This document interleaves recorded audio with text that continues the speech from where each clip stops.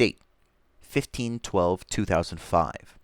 From Site Director August to 055 Secretary. Subject: Reply Containment Breach.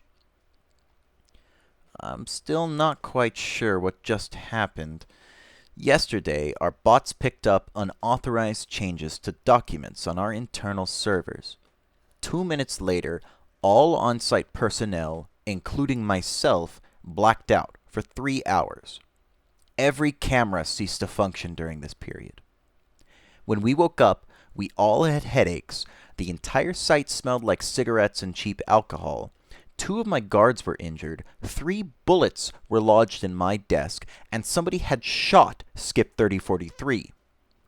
The only clue we've got regarding those 3 hours is SCP-3043's old documentation, which has been, well, updated is one way to put it. I've included it with this email along with the revised documentation for SCP-3043. We've got no clue who this Murphy Law character is. I'm recommending we immediately assign him an SCP identification and start investigating. All the evidence we've got so far indicates that he and SCP-3043 are unrelated anomalies. Also, none of us actually remember him, despite some of us being featured in whatever the hell this was. The short of it is this. Either he saved us from the mother of all containment breaches, or he just wanted us to think that he did. Regardless of which, we need to know who he is and what the hell he's capable of. Fade in. Interior Murphy Law Detective Agency. Night. A light-skinned man leans back at his desk, feet up, reading a newspaper. He's clad in a white-collared shirt, with his trademark Trilby hat tossed thoughtlessly atop of his desk. We can see his shoulder-strapped holster. It carries a .44 Magnum. A bent cigarette rests between his lips. His name is Murphy, and he's ready to give anyone a bit of the business. He's hard and handsome, with the sort of face you could use to smash up concrete, then dust off and still take home to show your ma. He's also our narrator. His voice is a harsh growl, as if he just swallowed a fistful of spent cigarette butts, followed it down with a sulfuric acid chaser. You see a lot of ugly in this line of work. Good people with bellies full of lead, left to bleed out in rain-soaked alleyways. Love, ruin, turned inside out until it becomes just an angry, festering sore. Statues that'll kill you as fast as you blink. The door to the office flies open. A dark-skinned woman, dressed in a white lab coat, bursts in. She's in her 40s and has a fierce, vibrant beauty. This is the researcher, and although she might need Murphy's help, that doesn't mean she's going to like it. But when it comes to ugly, nothing beats a containment breach. What am I doing here? She wasn't the first beautiful woman to burst into my office and ask me that question. Same as anyone else. Toots, you need my help. Don't call me Toots. I've got a fucking doctorate in molecular physics. All right. My bad, Professor. I apologize. Now. Murphy slides his feet off the desk and rises to stand. He folds his arms over his chest and watches her. How can I help?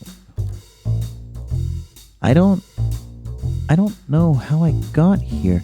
I don't even know what here is. I think I was working on something when I heard typing sounds, and suddenly I don't remember. I don't even remember my name.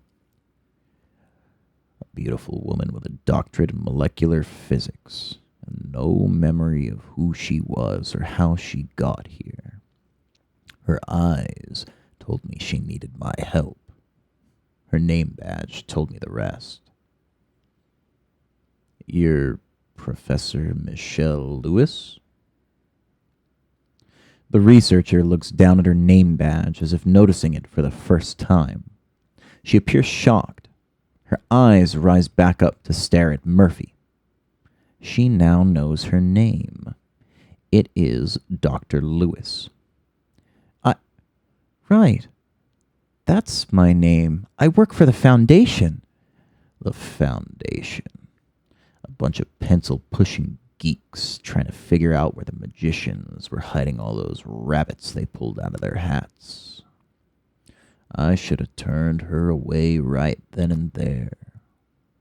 When the Foundation's involved, you know it ain't gonna be nothing but trouble. Murphy scowls, but nods his head, moving to open a drawer in his desk. But me? I'm not the sort of man who stays away from trouble. Murphy pulls out 2 shot glasses, along with a bottle of half-finished whiskey. He sets them atop of his desk, focusing his icy stare on Dr. Lewis. I'm the sort who slides on over next to trouble and buys her a drink. All right, Professor. I'll take the case. You will? I mean, wait, what? My name is Murphy Law, and I'm the man you call when everything that could go wrong did. Murphy Law in Type 3043 for murder. Fade in. Interior Murphy's car. Night. Murphy drives. Dr. Lewis stares out the window in the passenger seat. City lights wash through the car, casting both of them in a metallic tangerine glow. Dr. Lewis is wearing her seatbelt. Murphy isn't. All right, Professor. Talk to me. What else do you remember? When did we get inside of this? She was smart. But that was part of the problem. She was too smart. Always thinking too much. Sometimes you just gotta go along for the ride. Focus on the problem. What do you remember before stepping into my office? Right. I was working on something. Updating documentation, I think. Something about a change. An important one. That's when I heard typing in the other room. Then I felt dizzy, and it was like something was trying to erase me. Erase the thoughts in my head, even as I was having them. Sounded to me like the professor stumbled onto something she wasn't supposed to. Somebody tried to rub her out. But who and how? Anything else? I can't remember all the updates I was making, but it had something to do with Skip 3043. All right. What's 3043? I don't remember. If I was going to figure out this mystery, I had to find out what 3043 really was. And if the professor couldn't tell me, there was only one other person who could. Murphy turns left, brows crinkling with renewed focus. Site Director August. Fade out. Fade in. Exterior of Foundation headquarters. Murphy's car parks just outside of a sprawling gated mansion. If Site 95 was the rotting corpse, Site Director August was the worms wriggling inside of its corrupted core. Bribery, extortion, racketeering. He had his dirty paws in the pocket of every 2-bit researcher, agent, and D-class, from level 9 down to sub-level 7. Murphy shifts the car in park. Dr. Lewis turns to look at him. Murphy moves to open the door. But he also had ears everywhere. When a gnat took a crap, he heard the plop. If anyone knew what 3043 really was, it would be him. Mr. Law, wait! Murphy pauses, looking back at her. I just remembered. The update I was going to make to the documentation. Murphy tilts his head, waiting. I was going to change its object class. It isn't safe, Mr. Law. It's Keter! Murphy nods grimly, then turns to shut the door. Filled with conviction, he turns to walk towards the mansion's gates. Fade out. Fade in. Interior Site Director's Office. Morning. The office is expensively furnished, with framed glass windows on 3 of its 4 walls. Outside, a lush garden grows on all of its sides. Morning light streams in through the windows, casting the room in a warm glow. Standing behind the desk, facing the rising sun, is a man. He's short, with russet brown skin, a shaved head, and a face full of piercings. He wears an exceptionally fine black suit. This is Site Director August, a hard, brilliant man with a heart of steel. As Murphy enters through the door, he's flanked by 2 men in sharp suits. They're silent but armed, ready to do violence at a snap of August's fingers. As Murphy shrugs himself out of their grip, they station themselves on either side of him. Mr. Law, you wanted to see me. Yeah, about 3043. When dealing with Site Director August, you didn't try to bluff. You just kept your cards close. Hope to God the man didn't have a better hand. That's classified. Is it now? Since when does the Foundation care about classifying safe anomalies? August turns ever so slightly. A pierced eyebrow is raised. I just raised the ante. How would you know that? And we care about classifying all anomalies, Mr. Law. So I've been told. But a little birdie tells me you might have classified one of them wrong. 3043 ain't safe. It's Keter. August turns completely, staring Murphy down. You've been speaking to Dr. Lewis, I presume? Where is she? Something wasn't right. He was already calling me, and men like Site Director August only smiled the instant before they laid down a winning hand. Safe. Unlike 3043, what is it? August narrows his eyes. He gives the slightest nod. That was his tell. He unwittingly had shown me his cards. Pair of aces. The 2 men on Murphy's left and right instantly reach for their sidearms. Lucky for me, I was packing 3 of a kind. Murphy slams his left elbow into one man's stomach. He uses his right hand to draw his Magnum 44. As the second man pulls his piece, Murphy pistol whips him in the temple. He goes down. Murphy spins and opens fire. 3 shots slam into August's desk. August freezes, but shows no fear. His eyes narrow. It was time to cash out. 3043, last chance. What is it? Murphy passes long enough to kick one of the men on the floor, but never looks away from August. You know precisely what it is. Humor me. It's you, Mr. Law. You're the anomaly. You're Skip 3043. Murphy narrows his eyes. He gives one last kick to one of the men, then charges out the door. Fade out. Fade in. Exterior, Foundation headquarters. Murphy's car is still waiting for him. He runs toward it.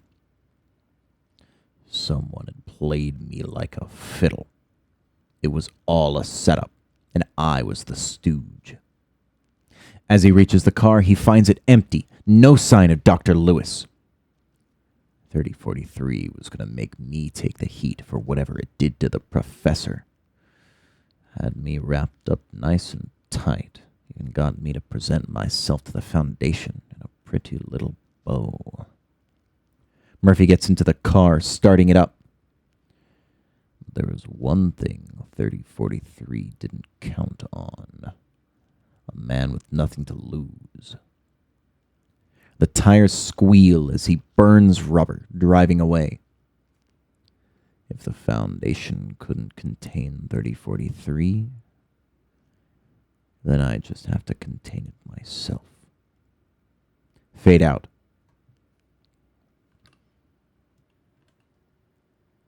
Fade in. Interior Dr. Lewis's lab. Murphy kicks down the door, clad in his trilby, 44 Magnum in hand. The interior of the lab looks like an office. Bookshelves stuffed full of science journals, several desks, paperwork scattered everywhere. And Dr. Lewis's chair. The chair's tall back obscures whoever is sitting in it. One thing kept coming back to mind. One thing that the professor had said. Murphy creeps forward, gun in hand, reaching a hand out for the chair. She said she heard typing. Murphy grasps the chair, spinning it around. Sitting in the chair is a black 1937 Olympia Elite typewriter. A roll of paper is in it. It communicates via typing. As Murphy points the gun at it, it begins to type furiously. How? How is this possible? 3043 was her goddamn typewriter. Why can't I rewrite your stupid story? What are you? Dr. Lewis suddenly steps out from the shadows, a .45 in hand. She points it squarely at Murphy. Step away from the typewriter, Dr. Law. How are you doing this? Murphy turns, his gun pointed back at Dr. Lewis. It's controlling you, Professor, just like it controlled August and everyone else. It was pretending to be safe, not letting anyone know it was sapient. That's... How the fuck are you even doing this? You're the anomaly, Mr. Law. I have to take you in. Dr. Lewis's hand shakes. The gun trembles. It can rewrite any story it's part of, even the stories in your head. When you realized it, you tried to update the documentation, and it tried to erase your story. Erase you. Stop. Just fucking stop. How the fuck are you rewriting my story into your own fucking stupid Humphrey Bogart fanfic nonsense. I have to contain you. Dr. Lewis shudders, stepping back. Her hand lifts to grasp her temple. The gun tumbles to the floor. This isn't right. I'm supposed to be the one in control here.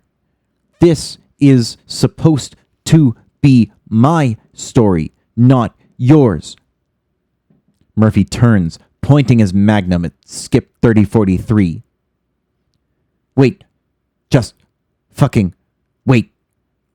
Murphy pauses, waiting. Dr. Lewis sinks down to a seat, still rubbing her temples. All right, look, I'll erase myself. I'll erase all documentation about myself, even from other people's heads. Then I'll make my documentation not refer to me, but just say that this lab is off limits. That will contain me. 3043 could do it, too. Sure, could have been a trick, but maybe not. Letting 3043 live, despite what it had tried to do, felt like what a good man would do. It'd be the right thing to do, wouldn't it? Yes, you want to be the hero, right? That's what this is about. You're the hero, so act heroic. Fade out. 2 gunshots. Heroes always do what's right. But me? Fade in. Exterior city streets. Sunset. Murphy walks out of the lab and into the streets, smoking a cigarette, holstering his piece. He walks away towards the fading sun. I'm no hero. I'm Murphy Law. Fade out. Fade in. Interior Dr. Lewis's lab.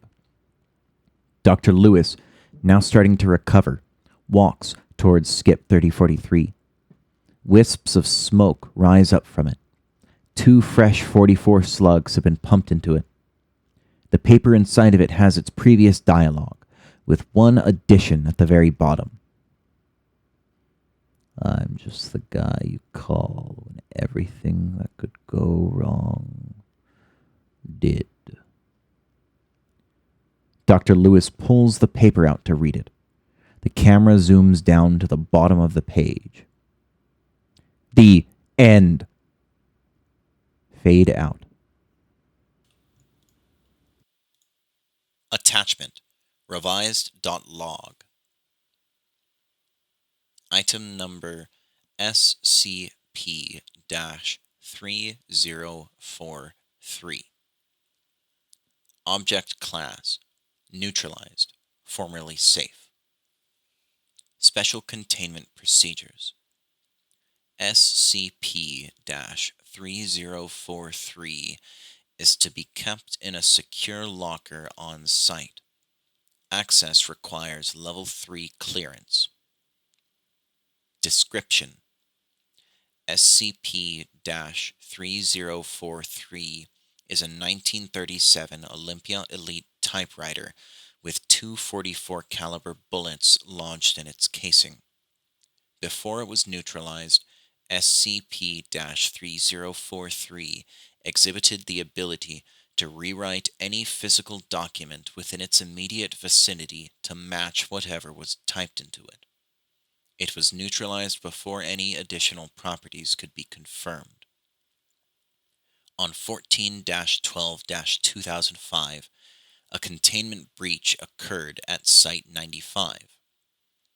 During this breach, an unknown anomalous event prevented all outside contact for approximately 3 hours.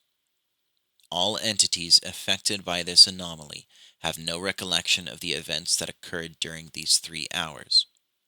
Furthermore, all recording devices within Site-95 appear to have malfunctioned during this period.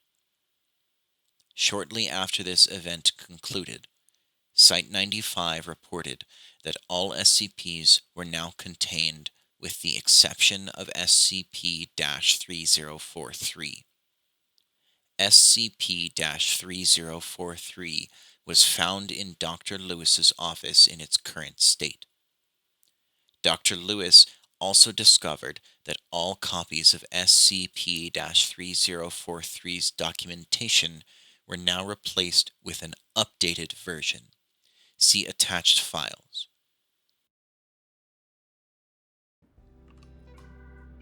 Fade in.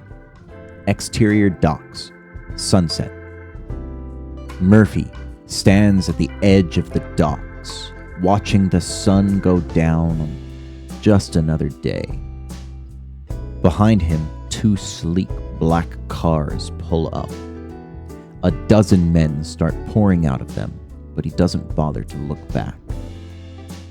The men are smartly dressed in black suits. They crowd around a short old woman dressed in white. She slowly approaches Murphy, leaning heavily on her cane. One man follows her closely, her personal secretary and bodyguard. The man is Agent Frederick. Whatever it is, he does it by the books. The woman is 05-5. And if we told you anything else, we'd have to kill you. 055 moves to watch the sunset besides Murphy. Agent Frederick is clearly displeased. He'd rather she not get too close. You did some good work today, Mr. Law. Yeah. 055 reaches to pull a cigarette out of her pocket, placing it between her lips. If we ever need your services, how might we contact you? Murphy leans forward and plucks the cigarette out of 055's mouth. Agent Frederick immediately reaches for his firearm, but 055 lifts her hand to stop him. I'll be around. Murphy tucks the cigarette behind his ear for later. As he walks away, a fog begins to roll in. Agent Frederick steps forward as if to go after Murphy. 055 grabs him by the shoulder. But he's an anomaly. We can't let him go. We have to contain him. Forget it, Fred. It's Chinatown. Agent Frederick slides his hand away from his firearm. Together, they watch Murphy walk off into the foggy night. The camera focuses on Murphy's silhouette as the view fades to black. Fade out. Credits roll. Dr. Lewis, played by Michelle Lewis. Site Director August, played by Jeremiah August. Skip 3043, played by a 1937 Olympia Elite typewriter. Murphy Law, played by himself. Agent Frederick, played by Fred. 055, played by Redacted. And narrated by Lucent Lacuna. With special thanks to Site-95. Look for Murphy Law to return in The Foundation Always Rings Twice. The end.